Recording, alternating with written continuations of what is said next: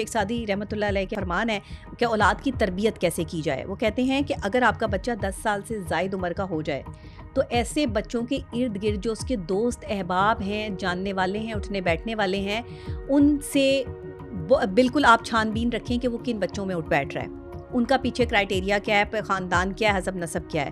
کیونکہ آپ کا بچہ 10 سال کے بعد جو ہے وہ انڈیپینڈنٹ ہو جاتا ہے, انڈیویجول ہو جاتا ہے, اور وہ اپنی ایک انڈیویجول پرسنالٹی کو ظاہر کرتا ہے. وہ پھر ڈپینڈنٹ نہیں ہوتا ماں باپ پہ. ماں باپ پیسہ ضرور لگا رہے ہوتے ہیں اس بچے پہ, لیکن وہ بچہ اپنے آپ کو انڈیویجول کے طور پر دیکھ رہا ہوتا ہے, کیونکہ آپ اس کا کمرہ الگ کر دیتے ہیں.